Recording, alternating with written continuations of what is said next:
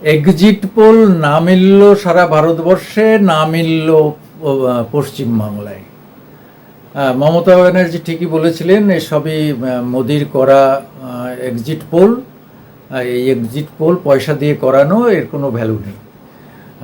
আমরাও এক্সিট পোলটাকে অনেকটা মানে বিশ্বাসযোগ্য বলে মনে করেছিলাম, কিন্তু দেখা গেল যে 370 থেকে 400 পার করতে গিয়ে এখন দেখা যাচ্ছে যে 300তেও পৌঁছাতে পারছে না। আমরা আমরা বলেছিলাম যে 300 পার করলেও করতে পারে, 400 তো নয়। সেখানে গিয়ে দেখা গেল যে ইন্ডিয়া জোট মানে 156 বলেছিল লোকেরা, সেটা তারা মানে প্রায় 1.5 গুণ করে নিয়েছে। সব মিলিয়ে দেখা গেল যে অল ইন্ডিয়াতে বিজেপি পিছাচ্ছে। হয়তো সরকার গড়বে, মোদি প্রধানমন্ত্রী হবেন ঠিকই, কিন্তু সবচেয়ে আশ্চর্য যে যোগী এত শক্তিশালী অ্যাডমিনিস্ট্রেটর হিসাবে উত্তরপ্রদেশে নিজেকে দাঁড় করালেন, তার এলাকায় 80টা সিটের মধ্যে আগের বার ওনারা পেয়েছিলেন প্রায় 76-এর কাছাকাছি। এবার মনে হয় প্রায় 50-50 হয়ে গেল। মানে আমরা যেটা দেখলাম 41 এনডিএ, 34 হচ্ছে ইন্ডিয়া। ওখানে এসপিরা দারুণভাবে আর কি, মুলায়ম সিং যাদব তার ছেলে এটা ভালো রেজাল্ট করেছে, আগের থেকে তুলনামূলকভাবে ভালো রেজাল্ট করেছে। আর ওয়েস্ট বেঙ্গলে এরকম মুখ থুবড়ে পড়বে বিজেপি, এটা অনেকে ভাবেনি। ভেবেছিল যে হয় 18 এরা পাবে, ওরা 22 পাবে, নাহলে ওরা 22 পাবে, ওরা 18 পাবে, এরা 22 পাবে। এরকম একটা খুব ক্লোজ ফাইটের মধ্যে ভাবা গিয়েছিল। আমরা আমাদের মামাটি মানুষেও আমরা লিখেছিলাম যে যা আগে আছে সেটাই থাকবে, কিন্তু দেখা গেল যে তার থেকে অনেক বেশি, 28-12-2 হয়ে যাচ্ছে এখন পর্যন্ত। যা 28টা তৃণমূল, 12টা হচ্ছে বিজেপি, 2টো হচ্ছে কংগ্রেস। এরকম একটা জায়গায় এসছে। কংগ্রেস ভালো ফল করছে, অল ইন্ডিয়া বেসিসেও তারা ভালো করেছে।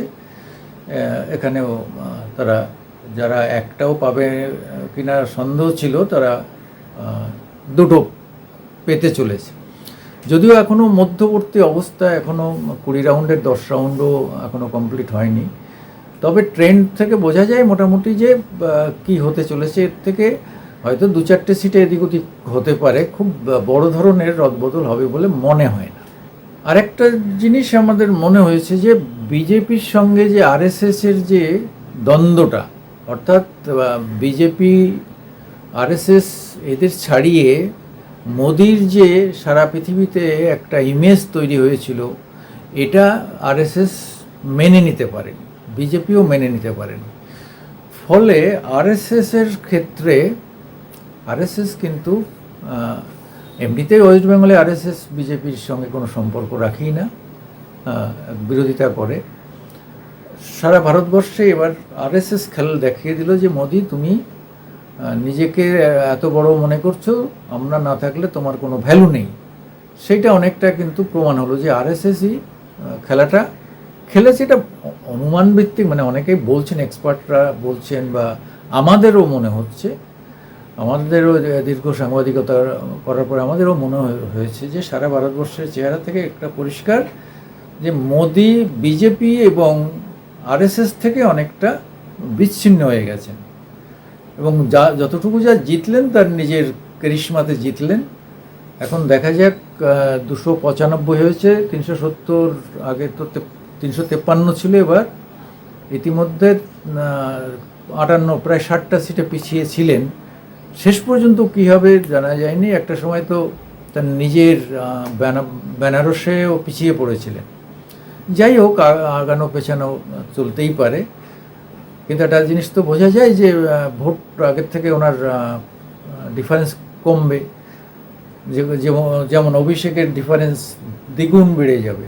গতবারের থেকে 3,000 সামথিং হয়েছিল, এবার 3 লাখ সামথিং, এবার 6 লাখ, 6.5 লাখ হবে।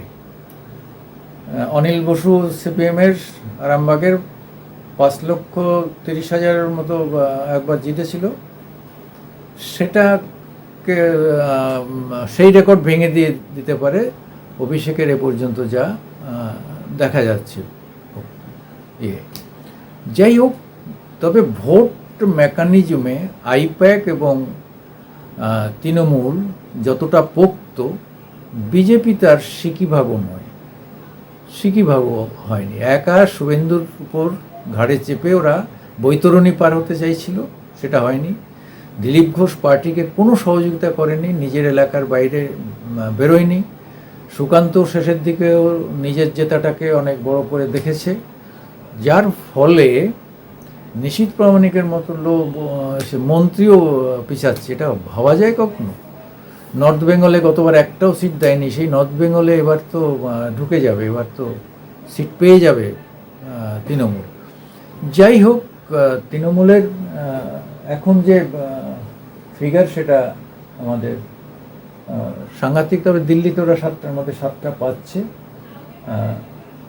অল ইন্ডিয়াতে এনডিএ 296, আইএনডি 227, এক্সট্রা আদার্স 20টা।